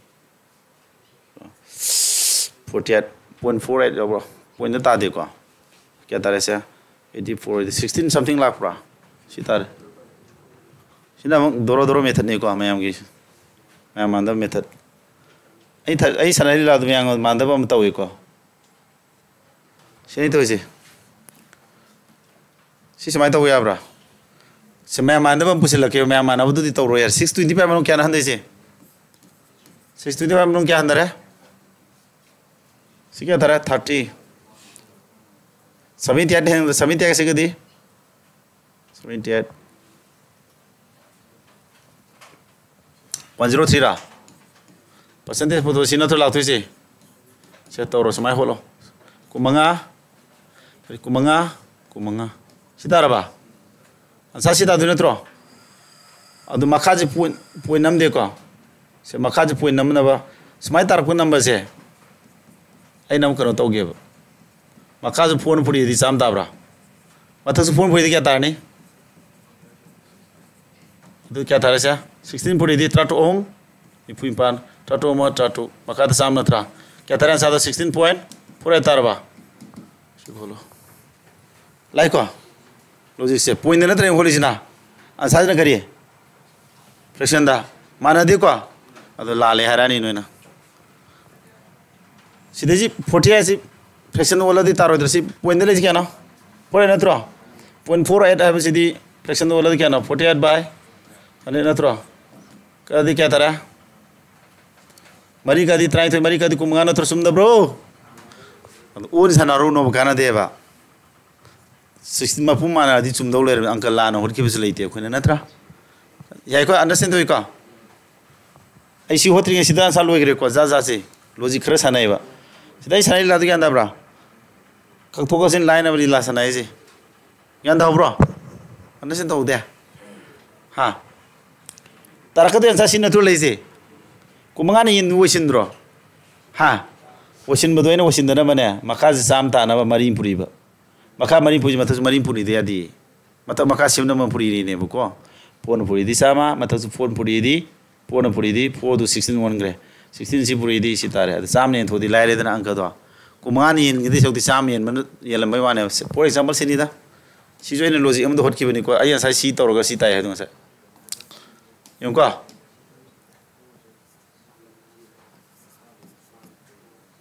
ꯉꯁꯤ ꯀꯨꯟꯃꯉꯥꯅ ꯌꯦꯟꯗꯣꯔꯤ ꯅꯠꯇ꯭ꯔꯥ ꯑꯣꯏꯁꯤꯟꯗ꯭ꯔꯣ ꯍꯥ ꯀꯨꯟꯃꯉꯥꯅ ꯌꯦꯟꯗꯣꯏ ꯁꯔꯨꯛꯇꯤ ꯅꯪ ꯁꯨꯃꯥꯏꯅ ꯇꯧ ꯌꯥꯗ꯭ꯔꯣ ꯃꯊꯛꯁꯤ ꯐꯣꯔ ꯄꯨꯔꯤꯔꯣ ꯃꯔꯤ ꯇꯔꯦꯠ ꯀꯨꯟ ꯅꯤꯄꯥꯜ ꯃꯔꯤ ꯅꯤꯄꯥꯜ ꯃꯥꯄꯜ ꯇꯔꯥ ꯃꯔꯤ ꯃꯔꯤ ꯃꯉꯥ ꯃꯈꯥꯁꯤꯅ ꯁꯨꯃꯥꯏꯅ ꯂꯥꯛꯑꯅꯤ 5.08 ꯆꯥꯝꯃ ꯍꯦꯜꯂꯗꯤ 5.08 ꯇꯥꯔꯅꯤ ꯌꯥꯔꯦꯀꯣ ꯁꯤ ꯀꯨꯟꯃꯉꯥꯅ ꯁꯤ ꯌꯦꯟꯕꯗꯣ 5.08 ꯇꯥꯔꯦ ꯍꯥꯏꯕ ꯀꯨꯟꯃꯉꯥꯅ ꯌꯦꯟꯕꯗꯣ ꯅꯪꯅ ꯀꯔꯤ ꯑꯣꯟꯊꯣꯛꯄ ꯆꯥꯝꯃꯅ ꯌꯦꯟ ꯌꯥꯅꯕ ꯐꯣꯔ ꯄꯨꯔꯤ ꯆꯠꯂꯦꯕ ꯁꯤ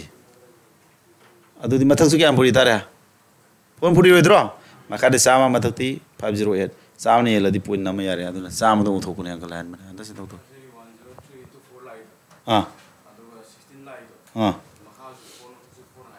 ꯃꯈꯥꯁꯨ ꯐꯣꯔ ꯄꯨꯔꯤꯔꯦ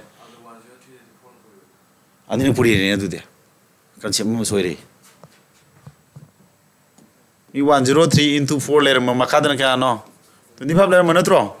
ꯃꯈꯥꯁꯨ ꯐꯣꯔ ꯄꯨꯔꯤꯔꯦ ꯃꯊꯛꯁꯨ ꯐꯣꯔ ꯄꯨꯔꯤ ꯅꯠꯇ꯭ꯔꯣ ꯁꯦ ꯁꯤ ꯆꯥꯝꯃ ꯇꯥꯔꯦ ꯑꯗꯨ ꯁꯤꯒꯤꯅ ꯑꯃꯨꯛ 4 4 16 ꯇꯥꯔꯦꯀꯣ ꯐꯣꯔ ꯄꯨꯔꯤꯁꯤ ꯁꯤꯗꯁꯨ ꯄꯨꯔꯤꯌꯨ ꯁꯤꯗꯁꯨ ꯄꯨꯔꯤꯕ ꯅꯠꯇꯦ ꯑꯗꯨ ꯑꯅꯤꯔꯛ ꯄꯨꯔꯤ ꯗꯕꯜ ꯄꯨꯔꯤꯅꯅꯦ ꯂꯥꯜꯂꯦ ꯑꯗꯨꯗꯤ ꯑꯗꯨꯅꯦ ꯌꯥꯏ ꯂꯥꯟꯁꯤꯅꯣꯕ ꯑꯩꯅ ꯁꯣꯏꯒꯟꯕ ꯄꯣꯠꯅꯦꯕ ꯁꯤ 2 into 3 ꯂꯩꯔꯝꯕꯁꯦ 2ꯅ ꯄꯨꯔꯤꯌꯨ ꯍꯥꯏꯔꯦꯅꯦ ꯑꯩꯅ ꯁꯤ 2ꯅ ꯄꯨꯔꯤꯌꯨ ꯍꯥꯏꯁꯤ 2ꯅ ꯁꯤꯗꯁꯨ ꯄꯨꯔꯤꯕ ꯁꯤꯗ ꯄꯨꯔꯤꯕ ꯌꯥꯕ꯭ꯔꯥꯅꯦ ꯑꯅꯤ ꯑꯍꯨꯝ ꯇꯔꯨꯛ ꯇꯔꯨꯛꯅꯤ 23 ꯇꯥꯗꯧ ꯅꯠꯇ꯭ꯔꯣ ꯁꯤꯗꯁꯨ ꯄꯨꯔꯤ ꯀꯃꯥꯏꯅ ꯄꯨꯔꯤꯗꯣꯏꯕ ꯑꯗꯨ ꯌꯥꯗꯦ ꯑꯟꯗꯔꯁꯇꯦꯟꯗꯣꯏꯀꯣ ꯄꯨꯔꯤꯕꯗꯤ ꯑꯃ ꯅꯥꯀꯟ ꯑꯃ ꯄꯨꯔꯤꯈ꯭ꯔ ꯂꯣꯏꯔꯦ ꯆꯨꯝꯕ꯭ꯔꯥ ꯌꯥꯟꯗꯕ꯭ꯔꯥ ꯑꯩꯅ ꯍꯥꯏꯅꯤꯡꯉꯤꯁꯤꯕꯣ ꯅꯪꯅ ꯍꯥꯏꯁꯤꯅ ꯀꯨꯟꯃꯉꯥꯗ ꯃꯔꯤ ꯐꯣꯔ ꯄꯨꯔꯤ ꯆꯥꯝꯃ ꯇꯥꯔꯦ ꯃꯊꯛꯇ ꯅꯪꯅ ꯐꯣꯔꯅ ꯄꯨꯔꯤꯕꯗꯨ 103ꯗꯗꯤ ꯄꯨꯔꯤꯗꯦ 4ꯗꯒ ꯄꯨꯔꯤ ꯊꯣꯛꯈ꯭ꯔꯦ ꯁꯤꯅꯦꯕ ꯑꯅꯤꯔꯛ ꯄꯨꯔꯤ ꯌꯥꯗꯦ ꯑꯪꯀꯩ ꯑꯁꯦꯡꯕ ꯏꯆꯝ ꯆꯝꯕ ꯀꯁꯤ ꯅꯠꯇ꯭ꯔꯣ ꯃꯨꯟꯅ ꯇꯧꯅꯦ ꯍꯥꯟꯅ ꯑꯦ ꯕꯤ ꯂꯩꯔꯝꯃꯦꯕꯀꯣ ꯁꯤꯗ ꯁꯤꯅ ꯄꯨꯔꯤꯌꯨ ꯍꯥꯏꯔꯁꯤꯅꯦ ꯁꯤꯅ ꯄꯨꯔꯤꯅꯦ ꯁꯤꯕꯨ ꯁꯤ ꯑꯦ ꯁꯤ ꯕꯤ ꯍꯦꯟꯅ ꯇꯥꯔꯛꯀꯗ꯭ꯔꯣ ꯌꯥꯗꯦꯕ ꯑꯗꯨꯗꯤ ꯁꯨꯃꯥꯏꯅ ꯇꯥꯔꯅꯦꯕ ꯌꯥꯗꯕ꯭ꯔꯥ ꯍꯥꯏꯁꯦ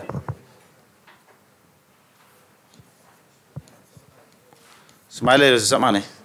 ꯑꯃꯗ ꯄꯨꯔꯤꯒꯗ ꯂꯣꯏꯔꯦ ꯄꯨꯔꯤꯕꯩꯗꯤ ꯌꯥꯅꯩꯀꯣ ꯑꯩꯈꯣꯏꯁꯦ ꯅꯥꯀꯜ ꯑꯅꯤꯃꯛꯇ ꯄꯨꯔꯤ ꯌꯥꯗꯦꯕ ꯑꯗꯨꯗꯤ ꯅꯪ ꯑꯗꯨꯗꯤ ꯁꯨꯃꯥꯏꯅ ꯂꯥꯜꯂꯛꯀꯗꯣꯏꯕ 2 3 5 ꯄꯨꯔꯤꯅꯣ ꯍꯥꯏꯁꯤ ꯅꯪꯅ ꯍꯥꯏꯁꯦ 2ꯅ ꯁꯤꯗꯁꯨ ꯄꯨꯔꯤꯌꯨ 2ꯅ ꯁꯤꯗꯁꯨ ꯄꯨꯔꯤꯌꯨ ꯍꯥꯏꯕꯒ ꯆꯞ ꯃꯥꯟꯅ ꯆꯠꯈ꯭ꯔꯅꯤ ꯑꯗꯨꯗꯤ ꯑꯪꯀꯗꯨ ꯄꯨꯔꯥ ꯇꯩꯉꯣꯟꯅꯕ ꯑꯃ ꯇꯥꯔꯅꯤ ꯑꯅꯤ ꯑꯍꯨꯝ ꯇꯔꯨꯛ ꯇꯔꯨꯛ ꯃꯉꯥ 30 ꯇꯥꯒꯗꯕ ꯐꯣꯟꯗꯣ 2ꯅ 3 ꯄꯨꯔꯤꯗꯤ 6 2ꯅ 5 ꯄꯨꯔꯤꯗꯤ 10 ꯑꯗꯨ 60 ꯇꯥꯊꯣꯛꯈ꯭ꯔꯅꯦꯕ ꯂꯥꯜꯂꯗꯣꯏꯅꯦꯕ ꯑꯗꯨ ꯀꯣꯟꯁꯦꯞꯇꯨ ꯌꯥꯗꯦꯀꯣ ꯑꯔꯦ ꯃꯊꯪ ꯂꯣꯏꯔꯦ a number first increase by 8% then decrease by 3% to get this what is 5% of that number number ꯑꯃ ꯀꯩꯗꯧꯋꯦꯕ ꯑꯍꯥꯟꯕꯗ 8% ꯍꯦꯟꯒꯠꯂꯦ ꯑꯗꯨꯒ 3% ꯍꯟꯊꯔꯦ ꯍꯥꯏꯕ ꯅꯠꯇ꯭ꯔꯣ ꯑꯗꯨꯒ ꯀꯩꯗꯧꯕ ꯁꯤ ꯐꯪꯉꯛꯑꯦꯕꯅꯦꯕ ꯑꯗꯨ what is the numberꯗꯨ x ꯅꯤ ꯂꯧꯔꯣ ꯀꯌꯥ ꯍꯦꯟꯒꯠꯄ ꯑꯍꯥꯟꯕꯗ 8% ꯍꯥꯏꯗꯤ ꯆꯥꯝꯃ ꯃꯅꯨꯡꯗ ꯀꯌꯥ 8% ꯐ꯭ꯔꯦꯛꯁꯟꯗꯗꯤ ꯀꯌꯥꯅꯣ ꯃꯔꯤ ꯑꯅꯤ ꯃꯔꯤ ꯀꯨꯟꯃꯉꯥ ꯃꯅꯨꯡꯗ ꯑꯅꯤ ꯍꯦꯟꯒꯠꯂꯗꯤ 27 by 27 ꯄꯨꯔꯤꯔꯦ ꯑꯃ ꯀꯌꯥ ꯍꯟꯊꯕ 3% ꯍꯟꯊꯔꯗꯤ 97 by 100 ꯄꯨꯔꯤꯔꯅꯦꯕ ꯌꯥꯔꯦꯀꯣ ꯑꯗꯨ ꯀꯌꯥ ꯑꯣꯏꯔꯛꯏꯕ 2619 ꯑꯣꯏꯔꯦ ꯌꯥꯔꯦꯀꯣ ꯑꯗꯨ ꯃꯥꯅ ꯍꯧꯖꯤꯛ ꯄꯨꯊꯣꯛꯏꯅ 5% of that number ꯍꯥꯏꯕ ꯅꯠꯇ꯭ꯔꯣ 5% of ꯋꯥꯔꯤ ꯇꯧꯔꯛꯀꯅꯨꯀꯣ ꯅꯝꯕꯔꯗꯤ ꯀꯅꯥꯅꯣ ꯁꯤ ꯅꯝꯕꯔꯁꯤ ꯄꯨꯊꯣꯛꯀꯦꯗꯤ ꯀꯩꯗꯧ ꯇꯥꯔꯦ ꯑꯅꯤ ꯁꯨꯝ ꯆꯠꯂꯣꯏꯗ꯭ꯔꯣ x ꯚꯦꯂꯨ ꯀꯌꯥ ꯇꯥꯔꯝ ꯍꯥꯏꯔꯣ x ꯚꯦꯂꯨꯁꯤ 2619 ꯁꯤꯗ ꯀꯅꯥꯅ 100ꯀ 25 ꯄꯨꯔꯤꯔꯣꯏꯗ꯭ꯔꯣ ꯃꯈꯥꯗ ꯀꯅꯥ ꯁꯤꯗꯤ ꯃꯈꯥ ꯂꯥꯛꯑꯣꯏꯗ꯭ꯔꯥ 27 ꯑꯃꯨꯛ ꯇꯨꯡꯗ ꯂꯣꯏꯔꯦ x ꯃꯍꯨꯠꯇꯨ ꯁꯤ ꯂꯩꯔꯦꯀꯣ ꯑꯗꯨꯒꯤ ꯃꯥꯏ 5% ꯄꯨꯊꯣꯛꯑ ꯁꯨꯃꯥꯏꯅ ꯂꯥꯛꯑꯅꯤ ꯑꯪꯀꯁꯦ ꯁꯤ ꯁꯨꯡꯁꯣꯏ ꯁꯣꯏ ꯈꯛꯅ ꯌꯥꯔꯝꯒꯅꯤ 93 ꯌꯥꯔꯝꯒꯅꯤ ꯁꯤ ꯇꯥꯔꯦ ꯑꯩ ꯀꯛꯅꯗꯦꯀꯣ ꯍꯥꯟꯅ ꯍꯣꯠꯇꯣꯛ ꯇꯥꯛꯄꯁꯨ ꯅꯠꯇꯦ ꯅꯠꯇ꯭ꯔꯗꯤ ꯇꯥꯡꯉꯥꯏ ꯃꯔꯝ ꯂꯩꯇꯦꯕ ꯁꯤꯅ ꯖꯦꯅꯔꯦꯜ ꯄꯔꯁꯦꯞꯁꯟ ꯒꯦꯁꯤꯡ ꯃꯦꯊꯠ ꯑꯩ ꯁꯤꯅꯤ ꯄꯨꯔꯤꯅꯕ ꯑꯩ ꯇꯧꯗ꯭ꯔꯤꯀꯣ ꯃꯌꯥꯝ ꯁꯤꯅꯤꯁꯤꯒ ꯁꯤꯒ ꯁꯣꯏ ꯀꯛꯅ ꯌꯥꯔꯝꯒꯅꯦꯕ ꯀꯛꯅ ꯀꯥꯟꯗ ꯀꯔꯤꯒꯨꯝꯕ ꯑꯃ ꯊꯣꯔꯛꯑꯦ ꯈꯜꯂꯣ 25 ꯄꯨꯏꯅ ꯀꯌꯥ ꯇꯥꯔꯦ 125 ꯇꯥꯔꯗ꯭ꯔꯣ ꯁꯤꯗ ꯀꯛꯅꯕꯗ 2ꯒꯨꯝꯕ ꯑꯃ ꯄꯥꯏꯊꯣꯔꯛꯑꯦ ꯈꯜꯂꯁꯦꯕ 195ꯅꯤ ꯆꯅꯤꯌꯥꯡꯈꯩ ꯆꯥꯎꯈ꯭ꯔꯅꯤ ꯑꯣꯞꯁꯟꯗꯁꯨ ꯑꯝꯇ ꯌꯥꯎꯗꯦ ꯑꯩꯅ ꯇꯧꯔꯤꯗꯣ ꯑꯣꯞꯁꯟ ꯎꯔꯨꯕꯗꯒꯤ ꯁꯅꯥꯈꯨꯂꯤ ꯂꯥꯟꯅꯦꯕ ꯌꯥꯅꯕ꯭ꯔꯥ ꯍꯥꯏꯁꯦ ꯀꯔꯤꯒꯨꯝꯕ ꯀꯛꯅꯕ ꯌꯥꯔꯝꯗ꯭ꯔꯦ ꯈꯜꯂꯣ ꯄꯣꯏꯟ ꯑꯃꯨꯛ ꯊꯥꯔꯛꯑꯅꯤ ꯄꯣꯏꯟꯁꯨ ꯄꯤꯔꯝꯗꯦ ꯑꯣꯞꯁꯟꯁꯦ ꯑꯗꯨꯇꯥꯔꯗꯤ ꯑꯣꯕꯤꯌꯁꯂꯤ ꯁꯤꯒ ꯁꯣꯏ ꯀꯛꯅ ꯌꯥꯔꯝꯃꯅꯤ ꯁꯤꯒ ꯀꯛꯅꯕꯁꯤ 1 ꯁꯣꯏ ꯇꯥꯔꯝꯃꯅꯤ ꯀꯅꯥꯒꯨꯝꯕ ꯊꯥꯖꯗꯕꯅꯤꯅ ꯌꯦꯡ ꯂꯩꯔꯅꯤ ꯃꯤꯅꯤꯠ ꯑꯃꯔꯣꯝ ꯆꯪꯊꯣꯛꯈ꯭ꯔꯦ ꯂꯣꯏꯔꯦ ꯑꯟꯗꯔꯁꯇꯦꯟꯗꯣꯏꯀꯣ ꯌꯨꯝꯗ ꯆꯦꯛ ꯇꯧꯖꯧ ꯇꯥꯔꯝꯒꯅꯤ ꯑꯩ ꯊꯥꯖꯩ ꯃꯊꯪ the population of the city was this 2 years ago if it had increased by 4%, 5% in the last 2 years, find the present population. See this my population and Kazam like what Jares given. Say Mama is not true. As I think find the present population, how you would do. Adudi, she would lie the brunner. And you can clear care. 4% Galadicana 1 by 25 Natrosi. Can I 26 by Canaponi? 5% Galadi 5% 1 by 20 Natro. 21 by Canaponi. 20 Puri draw. Kumaka di Taretongiko. Adudi Torsia Kumaka di Taret Jerome Kakre and Sazi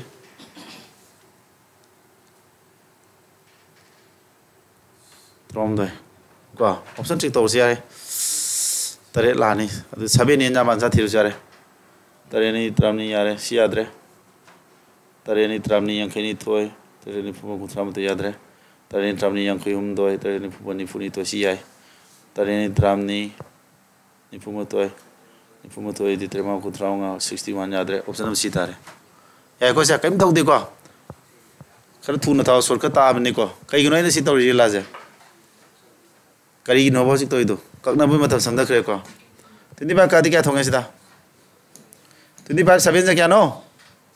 Tindiba 17 Pakatika Tongambra. Sabin Tongeva. What is the 0 with the Yorkinismana? Kakna Idureko, Twindians Kalanico, Kaknaning Bakadoro Kanum Tarani, I don't know what is 7 did Yaranidra. Put in the 7 Yogi was a 7 yen Yaradon. The 7 yen Yabsik to do man calculation. Simpapur Taquinati, mental calculation. Number Asama Myrone 2, 7, 8, 9, 4, 6, 3, 1, 5. 7 yen Yabrasia, Daradara Metatoxico.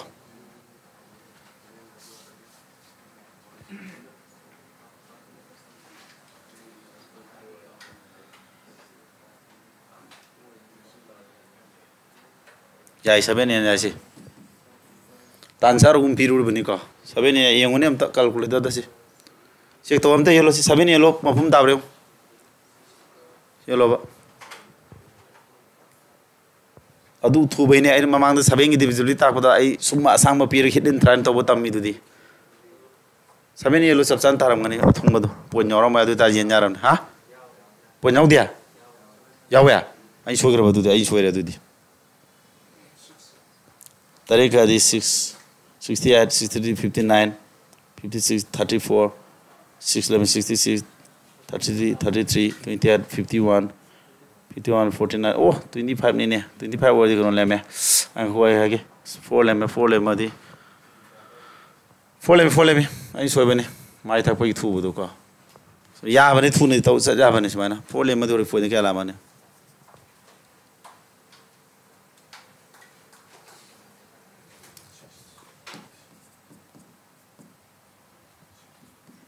When Matus my lacra Smile Proba approximately Sakiba approximately not to be the Ina same Madamina. Smiles a proponda. So Bonina can not orman single calculators or man. When is my luck to 4 lemadico.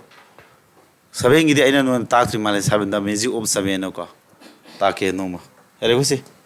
And what do I know? Sitori to Equa. Sabine Yan have a Furicomeamco. Adu logic to Congo. Some draw in has Janning in the barrow. What is Sabenzilla Ani the Nasia? Heuraniva. To Dinka Ekalas 00 Kani. Tugadi, sorry. Kainone. Say Tungadika Jerome with 0 Jokakret, Tungadi 13 Daraba. Tadu 7 into 13 into the Divantaroidro. She will put in the 7 out to read 7 and heaven. Understand the echo. Adu logic to put in a star maneme. Taroidro. What's a robbery? She the young Kalugam native. She the Ramale from never. Namarama 25% Cristo Reduca 16%. 100 echo. The pine below of the numbers, 25% Galaga 16% among 100 roba. Of the Caripania name from Laza. Cari exam them take 10 plus 2 gi. Pine exam the tier 2 Nico. I think a side plus 25 Panya Nico. Matra. Mentally, Tobutam Gizzy. Chris by 25%, then decrease by Sinatra, 25 to 16 Cato. mapan tharani minus lani mapan mari khado di 5% increase kolom tha de ko se sine kolom tha dabam takpa kai formula no pale se hauji x plus y plus xy by 100 to kolom tha dana tawda mo ba ama kya lani ba increase 25 lani ko increase sabagi plus matang decrease kya samandar min hori sila wedro kolom tha da bi to butamo kya tarsa kumanga mari ga di mari tarba si kya do kya tara na ni mari kya do kya tara kai sign lai plus sign la di kya tara kolom tha do se ani ko si dia lai bani na natra sini 10 plus 2 ai ko myam gyan tari tara sali ko pisla ani dang are a number is increased by 25% and then decreased by 16%. The final value of the numbers am ka handari mane samane ko adu di samane ira lai re kano increase by yes athang di if the number of a fraction is increased by fraction nama kya angle ba numerator hai bani fraction ki mathak tu kya angle no 10% and magi makha du na kya handa ba adu number do kya ware si ore what is the original fraction si ira lai samane holo fraction ni mathama kha lai bin tro fraction du n by d ni loro arba mathak se kya henga tu no 10% angle kana pori 10% fraction kya mane 3 by 10% kana mana ke mya mari hom kumana tro kumana mang do angle kana pori ni 28 by kana na maka denominator du kana handa ba 8% kya mane mya mari ni kumanga natro kumanga ani handa di 23 by kana na 25 na natra adu di makha thang mani ji mana kang natro kya no tare je duga 15 by 17 tare natro adu di hoji kya tare se n by d thamo si makha 23 lai natro 23 hum sakrani karan 15 into 23 makha da kya 17 into 20 alani are ko adu de kathana baje amata suyadana kari gino what is the original fraction kide kakna ba ya bro 20 ka siga adu angka se 70 puina di sauroi dro trauma puina su sauni kathana badi ko abdim yaudya 10% increase to natro mari hom mari kumanga 28 by 25 8% decrease reduce by hadi mari ani mari kumanga ni hadi 23 by 25 kathana re aduga 15 by 17 ore adu di 28 na maka kumani 23 na mata karani hane percent do kaya no habani sidi saurani sobom yaudro 17 airport na di tate nimpan chang kutatu trom doi tate ani kutha mari de trom de sila di ni futare tu na kapu yaw sam yaw dina 53 tu di kak na ba yaw yaw de angka si yaw de option ji mangam traunga numerator ne increase tawre denominator na and it gives a new fraction kya 15 by 17 over p what is the original fraction silver mam te ngo sigi je ai ke mengi ko mai je sumra mem ko angka ai angka ni ko nakan nam sobe de loer to pale ti ai ngoni kana chawi mem nami banu padu na chawele 16 by 17 nami bata merajna ta mera maming chale ko akoi punamak ta meragi lamanyam tole mana ek akoi na yare I say 23 som sakit ini ko 16 into 23 17 ga kanaga 28 ka otro sa into di lazia me ngasi dia kotha ne yar manina tunga di phongkak yai na ajilo phongga di 4 phongga di 7 adu 30 tare di kana sam tram panne si adum dare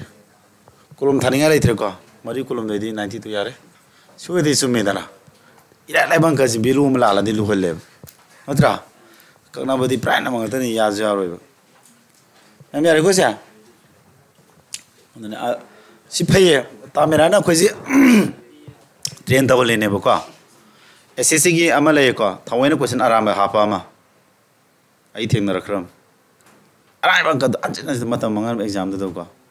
ꯍꯧꯖꯤꯛꯀꯤꯗꯣ ꯀꯛꯅ ꯌꯥꯗꯦ ꯁꯤ ꯂꯥꯜꯂꯅꯤ ꯇꯛꯂꯥꯎꯅ ꯑꯍꯩꯕ ꯃꯤꯗꯤ ꯊꯣꯛꯇꯣꯏꯅꯦꯕ ꯍꯩꯇꯕ ꯃꯤ concept ꯁꯦꯡꯕ ꯁꯦꯡꯗꯣ check ꯇꯧꯕꯒꯤ ꯑꯔꯥꯟꯕ ꯊꯑꯣꯏꯅ ꯍꯥꯞꯄ ꯃꯥꯜꯂꯦ ꯑꯗꯣ ꯇꯥꯃꯦꯔꯥꯅꯁꯦ ꯑꯩꯈꯣꯏ ꯇ꯭ꯔꯦꯟ ꯇꯧꯕꯤꯔꯦ ꯌꯥꯔꯦꯀꯣ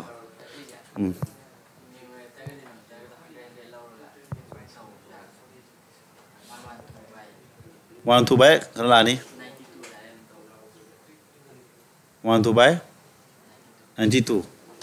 ꯑꯗꯨ ꯂꯥꯛꯑꯅꯤ ꯑꯁꯤꯒ ꯃꯥꯟꯅꯍꯜꯂꯛꯀꯗꯣꯏꯕ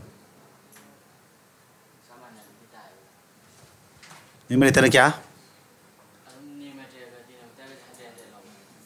ꯌꯦꯡꯁꯤꯀꯣ 100 ꯂꯧꯔꯗꯤ ꯑꯃꯅ 1 1 2 ꯑꯃꯅ ꯀꯌꯥ 90가 92 ꯅꯠꯇ꯭ꯔꯥ ꯑꯗꯨ ꯁꯤ ꯃꯥꯅ ꯑꯗꯨ ꯂꯥꯁꯇ ꯑꯣꯏꯔ ꯐ꯭ꯔꯦꯛꯁꯟꯗꯨ ꯀꯌꯥꯅꯤ ꯍꯥꯏꯔꯝꯃꯤꯕ 15 by 17 ꯍꯥꯏꯔꯤꯕꯀꯣ 16 by 17 하리바.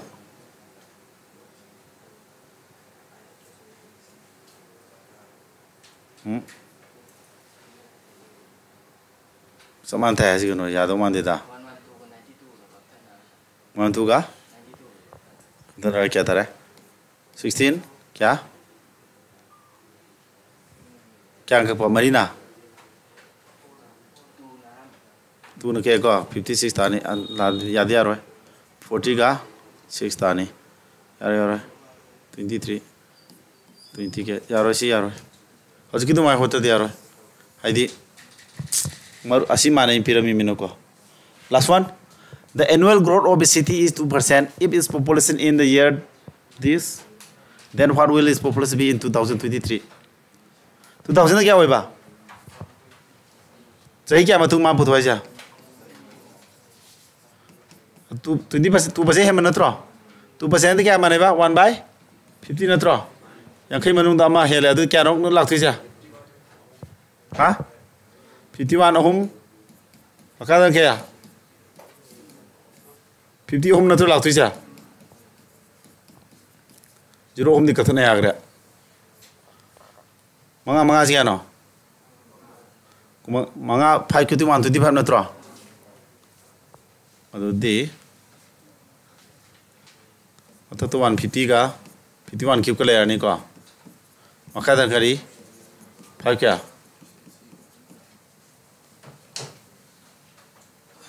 Siku manga taruk tare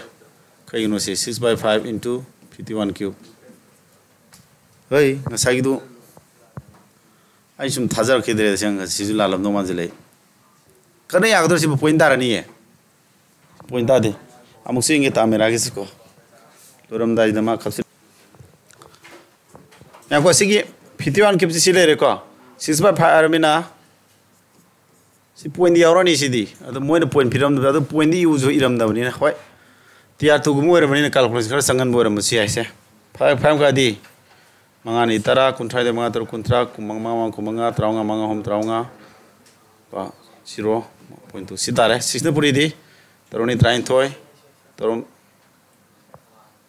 1, terus terain pan, kau,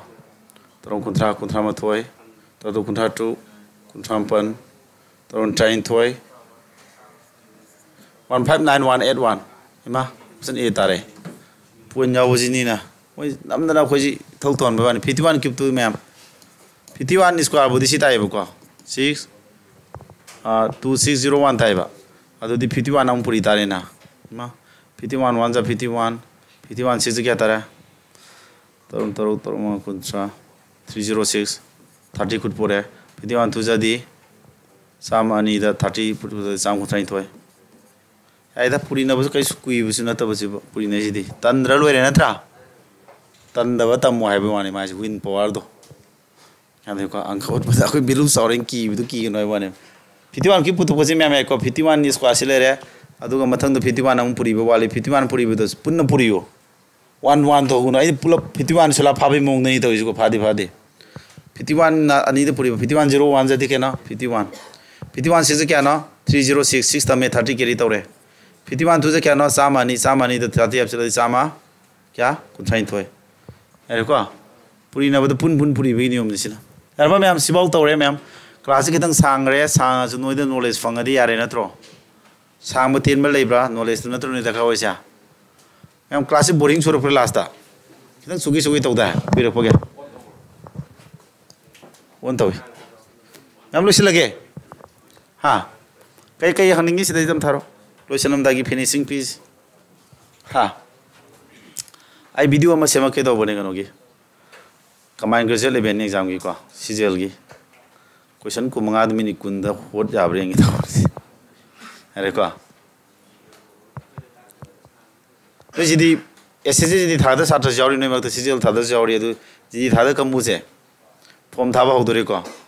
नोय ननै खौरांगा थौदि जौसिले को लाइक पागदाबा अदम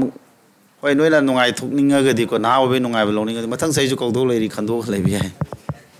का अदमाय खनगद्रा हनक थोम फबरा द खलो को एमटीएस थागदब कई दगदबा कना पारो मैम ngasi दिसदा लगे को है को